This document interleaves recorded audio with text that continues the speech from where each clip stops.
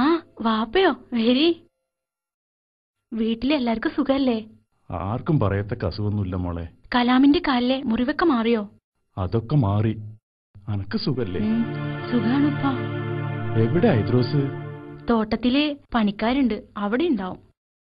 വാപ്പ ഇരിക്കി, ഞാൻ ചായ എടുക്കട്ടെ. വേണ്ട, എനിക്കിപ്പ ചായ ഒന്നും വേണ്ട മോളെ. ഞാൻ ചിലതൊക്കെ കേൾക്കണ്ടല്ലോ. ഓൻ വേറെ കല്യാണം കഴിക്കാൻ പോവാ? എനിക്കറിയില്ല ഉപ്പ. എന്റെ ഭാഗത്തുനിന്ന് വല്ല പിഴവുണ്ടായോ മോളെ? ഞാൻ എന്റെ ജീവന തുല്യം സ്നേഹിക്കുന്ന അയാളെ, പക്ഷെ അത് മനസ്സിലാക്കുന്നില്ലല്ലോ. അതിന് കൊടുത്ത മുതല് പോരാൻ തോന്നിണ്ടാവും ഓന്. അതിന് മുതലേ നിങ്ങൾ എവിടുന്ന് എടുത്തു കൊടുക്കാനാ? ആ, ഞാനൊന്ന് കണ്ടു ചോദിക്കട്ടെ.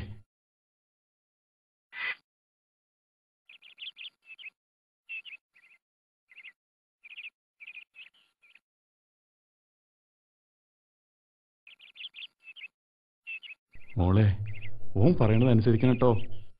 എത്രത്തൊന്നും പറയാൻ പോകരുത്. നമ്മൾ പെണ്ണുവിട്ടവരല്ലേ, താണ് പോണതാ നല്ലത്. അനക്ക് ഓനോട് എന്തെങ്കിലും ദേഷ്യം തോന്നുമ്പോ വയ്യാതെ കിടക്കണ ഇമ്മാനെ ഓർത്താ മതി.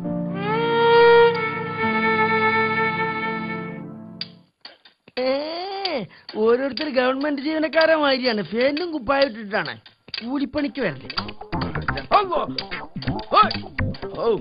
എന്താണിത്?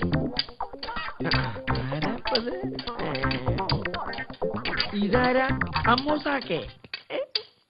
എന്റേതല്ല, ഹൈദ്രോസിന്റെ. ഒരു അമ്മോസനെ കിട്ടാനുള്ള ഭാഗ്യം ഞമ്മക്കില്ലല്ലോ. ഹൈദ്രോസ് എവിടെ? മുതലാളി വള വാങ്ങാൻ പോയതാ.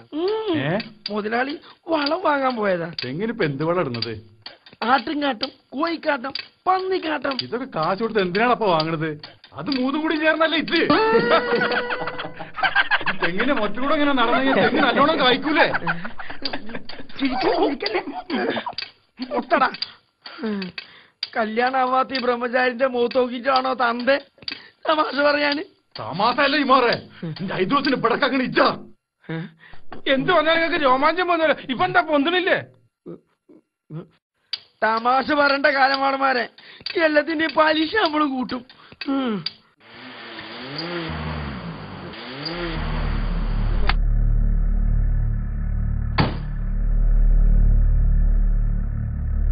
നോക്കി, ഉപ്പ വന്നിരുന്നു. നിങ്ങൾ വേറെ കെട്ടാൻ പോവാ? ഞാൻ നിങ്ങളെ ജീവന തുല്യം സ്നേഹിക്കണില്ലേ? നിങ്ങൾക്ക് പറ്റാത്തത് എന്തെങ്കിലും ഞാൻ ചെയ്തിട്ടുണ്ടോ? എന്തിനെങ്കിലും ഞാൻ കുറവ് വരുത്തിയിട്ടുണ്ടോ? പിന്നെ ഞാൻ എന്ത് തെറ്റാ നിങ്ങളോട് ചെയ്തത്? അത് ചോദിക്കാനാടി നിന്റെ തന്ത വന്നത്. നമ്മളെ മോൾക്ക് ഇങ്ങനത്തെ ഒരു അവസ്ഥ വന്നാ നിങ്ങൾ ചെന്ന് അന്വേഷിക്കൂലേ? എന്റെ വാപ്പ 2 കെട്ടി, മൂപ്പർക്ക് ഒന്നും സംഭവിച്ചില്ലല്ലോ. പിന്നെ ചോര പൊടിയെന്ന് പേടിച്ച് പല്ല് പറിക്കാതിരിക്കാൻ പറ്റില്ലല്ലോ.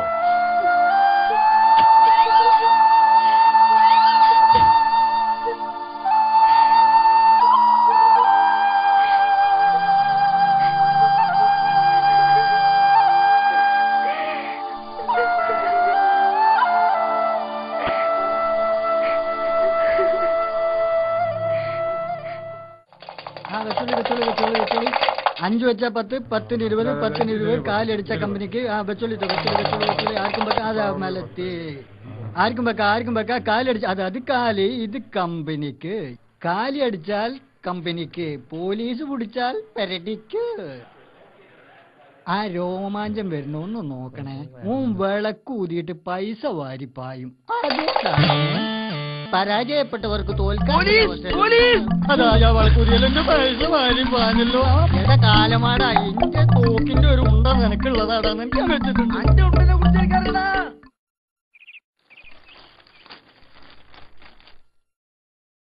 ജോർജ്, അമ്മയ്ക്ക് എങ്ങനെയുണ്ട്? അപ്പൊ നിങ്ങൾ അറിഞ്ഞില്ലേ? ഞങ്ങളുടെ ഓഹരി ഭാഗം കഴിഞ്ഞു. അമ്മച്ചിയുടെ ഓഹരിയുടെ പകുതി ജ്യേഷ്ഠന് കൊടുത്തു. അതുകൊണ്ട് മാസത്തിൽ 15 ദിവസം എന്റെ അടുത്തും ബാക്കി 15 ദിവസം അവന്റെ അടുത്തും നിൽക്കാനാണ് എഗ്രിമെന്റ്. അപ്പോ അവന്റെ അടുത്തേക്ക് പോയതാ. അമ്മച്ചിക്ക് മരുന്നൊക്കെ ശരിക്കും കൊടുക്കോ? നിങ്ങളുടെ അമ്മയുടെ ആരോഗ്യനില വളരെ മോശമാണ്. അതൊന്നും എനിക്കറിയത്തില്ല. എന്റെ അടുത്തേക്ക് വരുമ്പോ ഞാൻ നോക്കും. ഞങ്ങൾ നിന്റെ അമ്മച്ചിക്കുള്ള മരുന്നുമായിട്ടാണ് വന്നിട്ടുള്ളത്. അത് നീ അവർക്ക് എത്തിച്ചു കൊടുക്കൂ. ഏയ്, ഞാനവന്റെ വീട്ടിൽ പോകത്തില്ല. അത് ശരിയാവത്തില്ല. വേണ്ട, നിങ്ങൾ കൊടുക്കണ്ട. ഞങ്ങൾ എങ്ങനെയെങ്കിലും കണ്ടുപിടിച്ച് കൊടുത്തോളാം. വരൂ, നമുക്ക് പോവാം.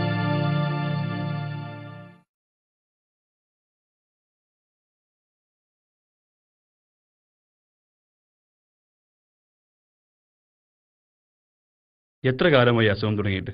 കുറച്ചധികം കാലമായി. എങ്ങനെയാണ് അസുഖം ഉണ്ടായത്? താത്താന്റെ മോള് മരിച്ചന്ന് തുടങ്ങിയതാ. മരിച്ചതല്ല, കൊന്നതാ.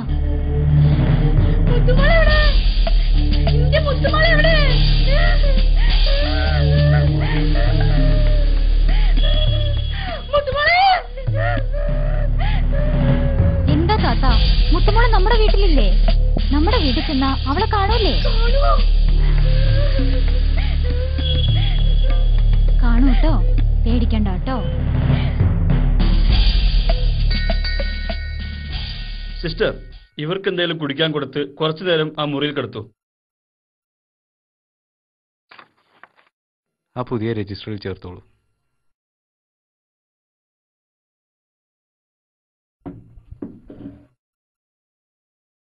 പറയൂ, എന്താണ് സംഭവിച്ചത്? മലപ്പുറം ജില്ലയിലെ കരുവാരക്കുണ്ടിലായിരുന്നു ഞങ്ങൾ ജനിച്ചതും വളർന്നതും. അവിടുത്തെ ഒരു മുതലാളിയായിരുന്നു വാപ്പ. മരക്കച്ചവടമായിരുന്നു വാപ്പയ്ക്ക്. കുറേശ്ശെ വാപ്പയുടെ കച്ചവടം പൊളിഞ്ഞു. കടം കയറി നിക്കക്കള്ളി ഇല്ലാതായപ്പോ ഞങ്ങളുടെ ബംഗ്ലാവും സ്ഥലവും വിൽക്കേണ്ടി വന്നു.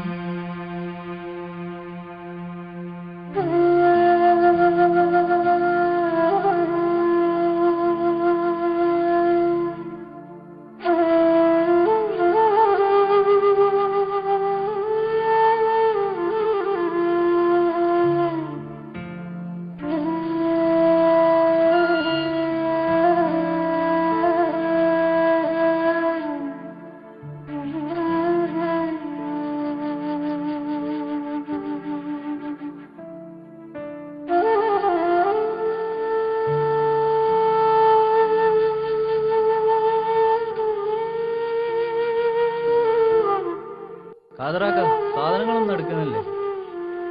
ഓക്ക് ഓഹരി കിട്ടിയ 4 സെന്റ് സ്ഥലമുണ്ട്. അതിൽ നമ്മളൊരു കൂര വെച്ച് കിട്ടി. ഈ പെരുത്ത സാധനങ്ങളൊന്നും അതിൽ കൊള്ളില്ല. കൊള്ളണതൊക്കെ നമ്മൾ എടുത്തിട്ടുണ്ട്. ബാക്കി നമ്മക്ക് മാണ്ട.